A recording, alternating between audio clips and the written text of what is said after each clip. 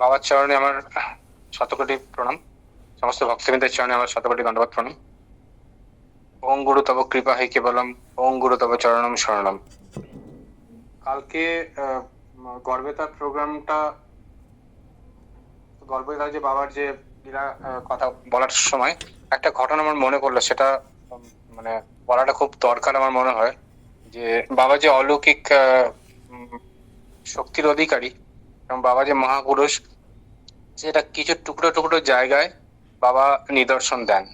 আর মহাপুরুষটা কিরকম করেন, মহাপুরুষটা মানে আমরা তো মানে যারা ভক্ত বা বাবার সান্নিধ্যে এসেছি, তাদের মধ্যে আমার যে মত আর কি, দুটো ক্যাটাগরি থাকে। একটা হচ্ছে ভক্তি মানে সনাতনী যেটা, আর একটা হচ্ছে শক্তি।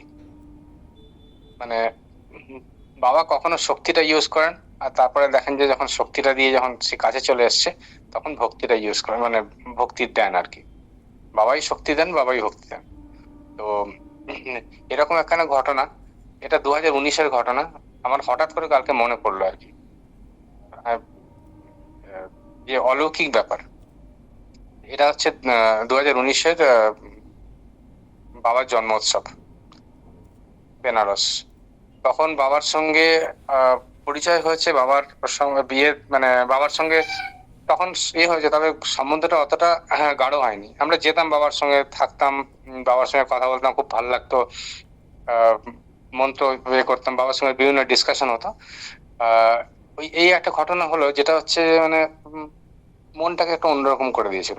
সেটা বাবার জন্মোৎসবের দিন বাবা আমাদেরকে ভক্তদেরকেও সেইবার ধর্মসঙ্গে এই প্রোগ্রামটা হয়েছিল। ধর্মসঙ্গে বাবা স্টেজে বসে আছেন, আর ভক্তরা সব লাইন দিয়ে দাঁড়িয়ে বাবা দর্শন করছেন। আর বাবা ফল দিচ্ছেন, আর 10 টাকা করে টাকা দিচ্ছেন বাবা, হ্যাঁ, প্রত্যেককে।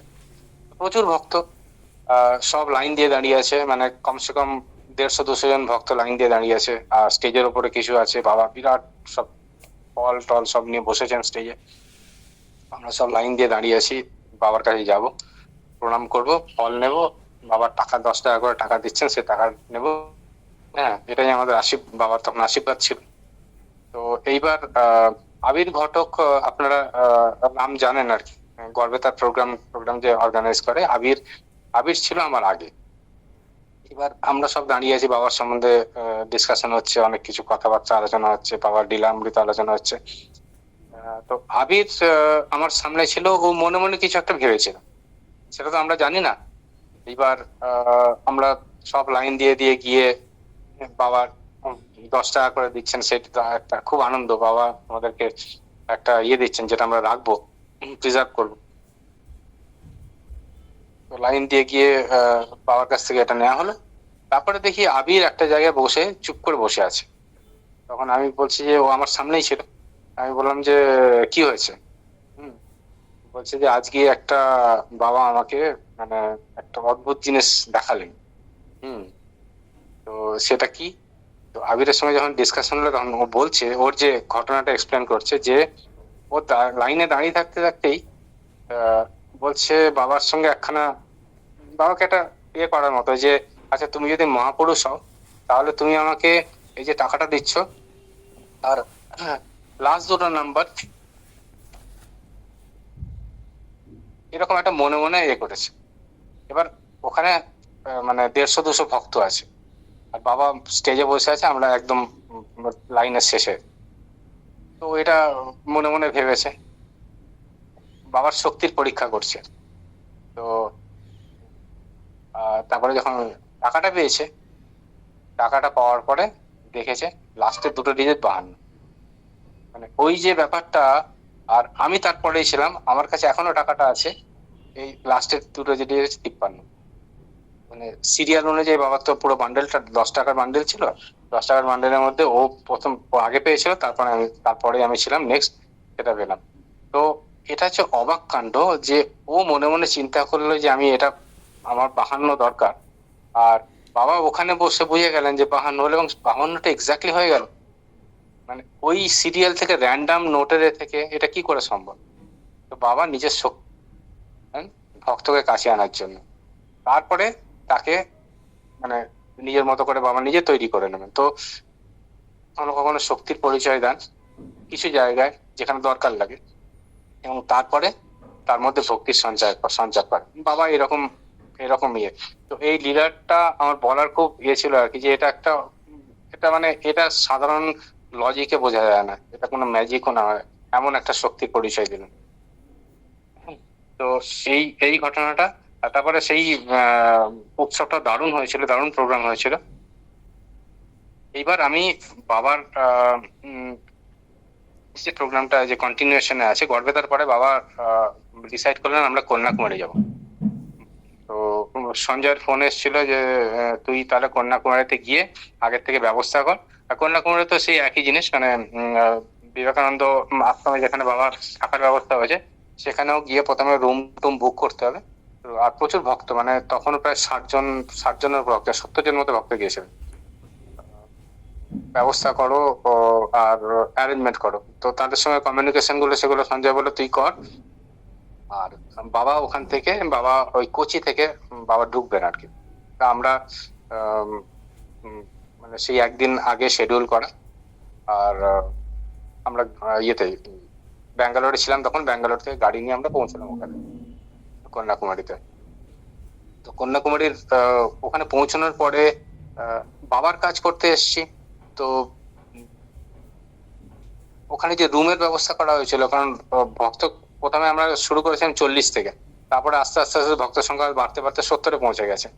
এখন ওদেরও ওখানে বিরাট বড় আশ্রম, কিন্তু ওখানেও তো আশ্রমের রুম বুক থাকে, ফলে ওদের বুকিং এর একটা প্রবলেম হচ্ছিল। তো দৌড়াদৌড়ি করে করে এমন একখানা অদ্ভুত ব্যাপার হলো যে ওরা লাস্টে ওরা যে জায়গাটা দেবে বলছিলেন নাকি, যে রুম যে বিল্ডিং গুলো দেবে বলছিলেন, সেই বিল্ডিং গুলোর পরে আর দরকার পড়লো না, একখানা পুরো বিল্ডিং আমাদেরকে দিয়ে দিলেন, পুরো দোতলা বিল্ডিং, কতগুলো রুম। বললেন আমরা ডিসাইড করেছি যে বাবার জন্য আমরা পুরো ওই বিল্ডিংটা দিয়ে দেবো, তোমরা যতটা ভক্ত আছো সব ওই বিল্ডিং এ থাকতে পারবে। এবং ওখানে বেশ গরম ছিল তখন, এটা হচ্ছে ফেব্রুয়ারি মাস, কিন্তু ফেব্রুয়ারি মাসে ওখানে বেশ গরম। তো এসি চালাতে এসি লাগবে বা ইয়ে লাগবে, ভক্তদের এই ছিল, প্রবলেম হবে। পুরো রুম পুরো বিল্ডিংটাই ওনারা আমাদের জন্য ছেড়ে দিলেন, বললেন এই বিল্ডিংটাতে আপনারা ম্যানেজ করে নেন। এবং অদ্ভুত ব্যাপার, যতগুলো ভক্ত গিয়েছিল সবার কিন্তু ওখানে ইয়ে হয়ে গেল, রুমের ব্যবস্থা হয়ে গেল, খুব সুন্দরভাবে হয়ে গেল। মানে বাবা যখন আসেন তখন আমাদের থাকার ব্যবস্থা, সমস্ত ব্যবস্থা কিন্তু বাবা করে দেন। আচ্ছা, এইবার কি হয়েছে, ওখানে সেবার ব্যবস্থা সব আমাদের ভেতরেই করা হয়েছিল। আর সাউথে মন্দিরের একখানা বিশেষত্ব হচ্ছে ওখানে মন্দিরের ভেতরে কিন্তু পেঁয়াজ ইউজ হয়। তো আমরা তো পেঁয়াজ আমিষ বলি, আর আমাদের যে ভক্তরা, অনেক ভক্তরাই ছিল যারা হচ্ছে পেঁয়াজ খান না। এবার কি হচ্ছে প্রবলেম, আমরা কয়েকজন তো আমরা আগে পৌঁছেছি, আচ্ছা বাবার আগেও অনেকে পৌঁছে গেছেন, বাবা দুপুরে ঢুকবেন। তো অনেকে মানে অবস্থা হচ্ছে না খেয়ে থাকার মতো অবস্থা, কোন রকমে ইডলি খাচ্ছে, মানে বোঝা যাচ্ছে না ছুঁয়ে ছুঁয়ে খাচ্ছে কিনা, ওটা তো পেঁয়াজ ভেতরে এ করছে, তার মানে ছোঁয়াছুঁই আছে। ভক্তদের মধ্যে খুব একটা ইয়ে ছিল। এইবার বাবা ঢুকেছেন তখন প্রায় 1:30 বাজে, দুপুরবেলা। বাবা বাসে আসছেন কোচি থেকে, বাস ভর্তি করে বাবার সঙ্গে অনেকে এসছে যারা বাবার সঙ্গে কোচি ট্রাভেল করেছিল। তো আমরা প্রথমে বললাম বাবার জিনিসপত্র গুলো নামাই, বাবা একটু বিশ্রাম করবেন, আমরা ওখান থেকে সেবা নিয়ে যাবো আর আমরা সব সেবা করে নেবো। বাবা জিনিসগুলো নামানোর পরেই বলছেন আমাকে সোজা ইয়েতে নিয়ে চলো, তোমাদের যেখানে খাওয়ার ব্যবস্থা হয়েছে সেখানে নিয়ে চলো। তো আমরা বললাম বাবা আপনি একটু ফ্রেশ হবে, না না চলো ওখানে নিয়ে চলো। ওখানে নিয়ে গেলাম। এবার সেবার ব্যবস্থা করা হয়েছে, সমস্ত ভক্তদেরকে বাবার সামনে বসালেন, বসিয়ে তারপরে বললেন যে ওদেরকে বলো সেবা দিতে। বাবা বুঝতে পারছেন যে প্রত্যেকটা ভক্ত মানে ভালোভাবে ভোজন করেন, অভুক্ত রয়েছে। আমি বাবার পাশে বসেছিলাম, বাবাকে বললাম বাবা এখানে তো পেঁয়াজ এ করে, ভেতরে পেঁয়াজ দেখেছি তো এইগুলো সব তো পেঁয়াজের ছোঁয়াছুঁই। বলছে কোনো ব্যাপার না, সেবা দিতে বলো, সেবা দিতে বলো। তো আমরা সবাই সেবা নিলাম, সবাইকে বসিয়ে বাবা ওখানে, বাবা নিজেও সেবা নিলেন এবং সবাইকে ওই সেবাটাই দেওয়ালেন।